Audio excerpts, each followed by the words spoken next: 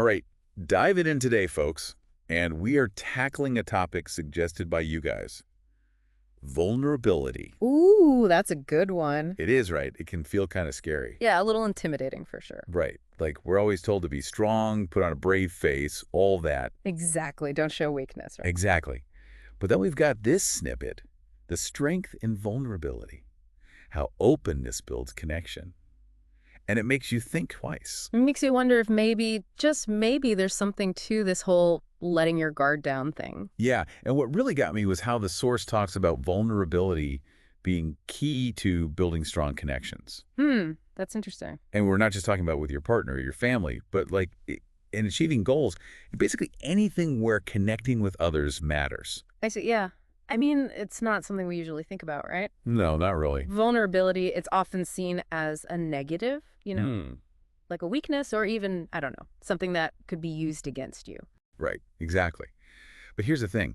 There's all this research out there that shows that actually being open with others builds trust.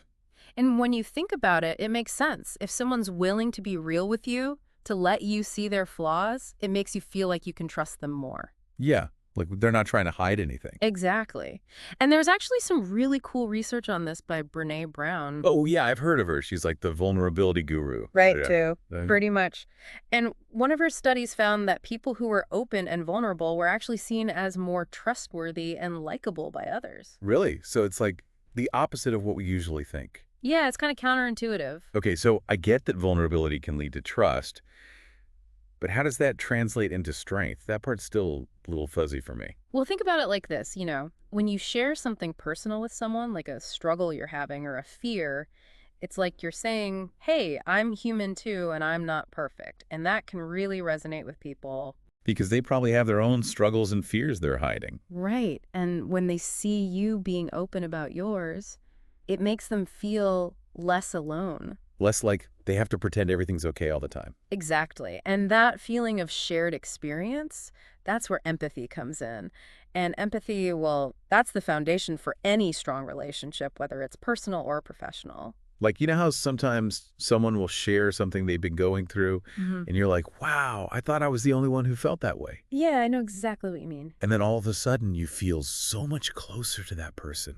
You want to support them, be there for them. Totally. And it's not just about sharing your struggles, though. It's also about being open about the good stuff, Oh, your hopes, your dreams, the things you're passionate about. Oh, yeah, that makes sense. Because when you share those things, it gives other people permission to do the same. Like, it creates a safe space for everyone to be themselves. Exactly. And then it's like this positive feedback loop, right? More authenticity leads to deeper connections, which leads to more trust and openness and so on. So it's like seeing someone else be vulnerable can actually inspire us to be more open and authentic ourselves. Absolutely. It's like they're giving you permission to be real, imperfections and all. Like they've broken the ice. Exactly. And you know where this is especially powerful? In group settings.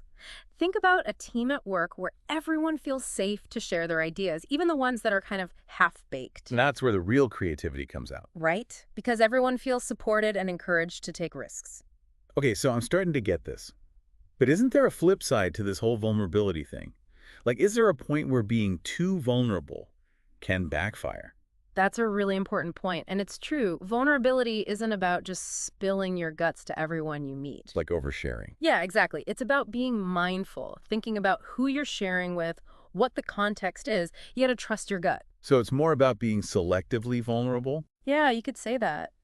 It's about starting small. Maybe sharing a small fear with a close friend or being honest about a challenge you're facing at work.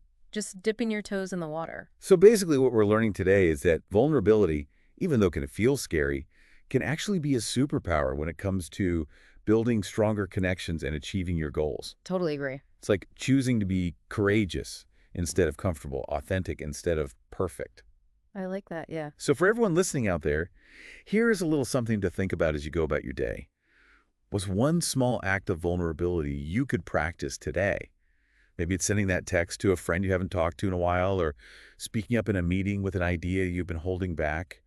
What could happen if you allowed yourself to be a little more open, a little more real? That's a great question. Yeah, I think so too. Something to ponder. Definitely. All right. Well, that's our deep dive for today. Thanks for joining us. It was great being here. Yeah, this was a good one. I learned a lot. Me too. Until next time, keep exploring and keep connecting. Sounds good.